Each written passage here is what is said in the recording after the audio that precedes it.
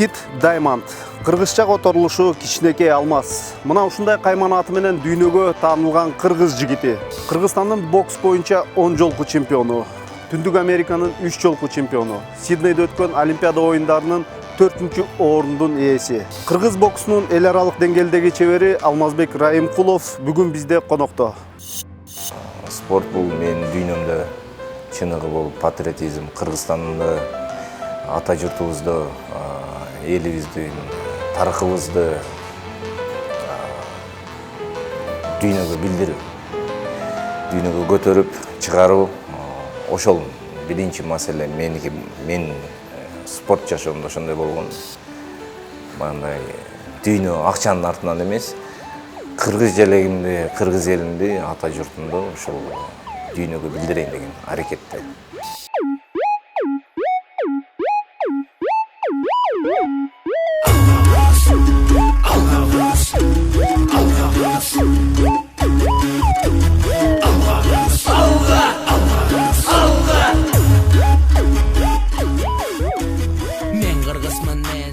Андай сезимдерди айтып бере албайсың, андай сезимди болгонду сезиш керек.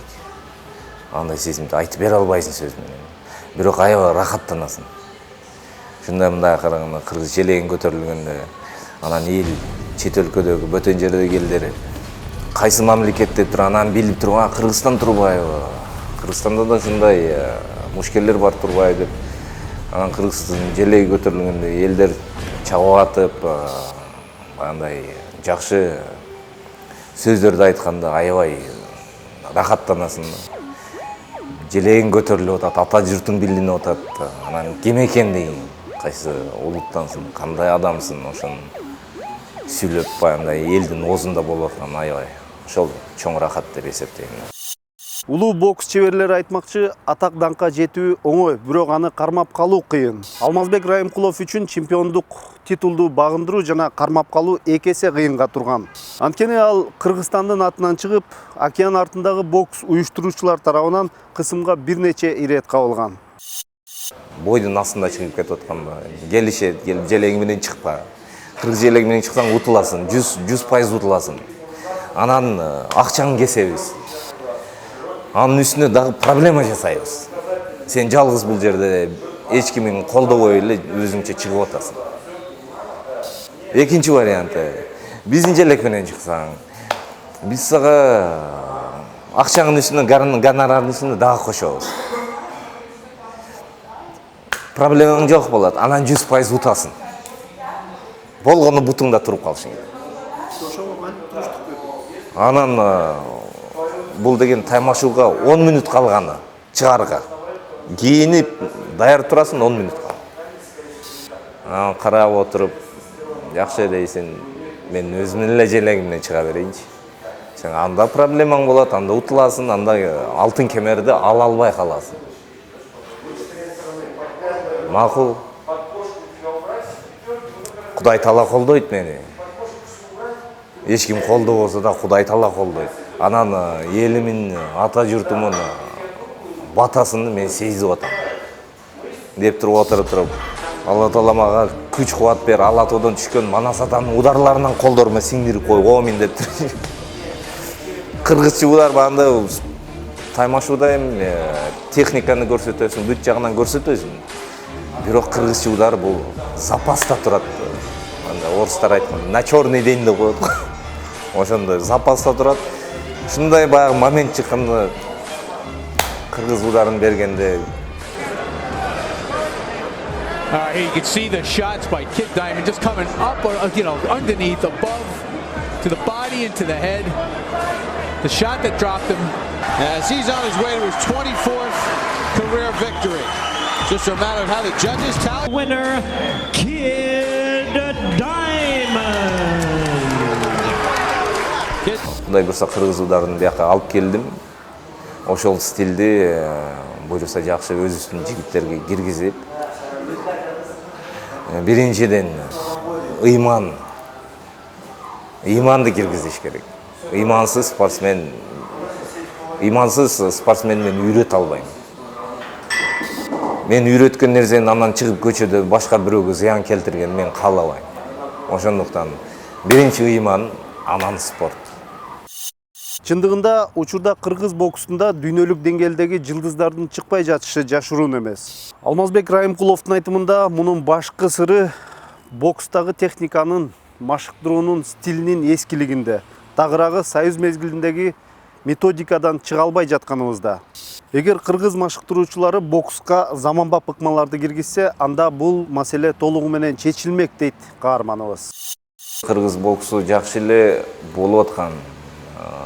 Эми азыр 14 жылдын арасынан 14 жыл өттү, келдим. Чынын айтсам жылыш жок.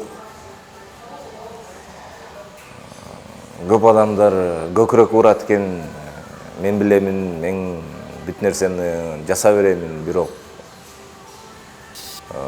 азыркыдай эле сүйлөшкөндө өмүр бою жашообуз токтогончо чейин, көзүбүз ачык болгончо чейин үйрөнөбүз. Бул жашоо деген. Акыл эс алабыз. Акылыбызга акыл кошкондон бул деген жакшы нерсе. Ошондуктан азыр спортто белким кичине жакшы акыл эс жетишпей аткандар. Бул деген акылдуу эмес деп айта албайм. Бул деген специализация, андай опыт алмашуу. Мисалы чет өлкөлүктөр башкача, техникасы башкача, андай машыгуусу башкача. Биз жакта ошол мурдагы СССР болуп калып кеткен. Анан ошол СССРдин арасында жүрүп калган СССРдин адамдары ошол эле өзүнүн СССР темасын коюп машыктыруу аракетин. Бирок ошону кичине алмаштырып, өзүбүздүн кыргыз стилибиз бар. Ошо кыргыз стилди жана латино американ стили менен аралаштырганда жеңе алабыз, ута алабыз, анан чемпиондукта дүйнөлүк даражага чыга алабыз. Эмнеге дегенде Кудай Таала жол берип, өзүмдөн байкадым, көрдүм, карадым, болот экен.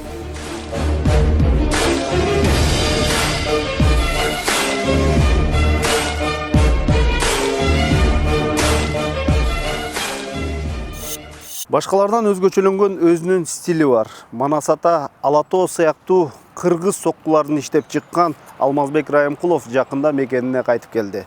Эми ал өзүнүн океан артында топтоп келген тажрыйбаларын келечек муу менен бөлүшүп, кыргыз боксунун өнүгүшүнө салым кошот деген ишеничтебиз.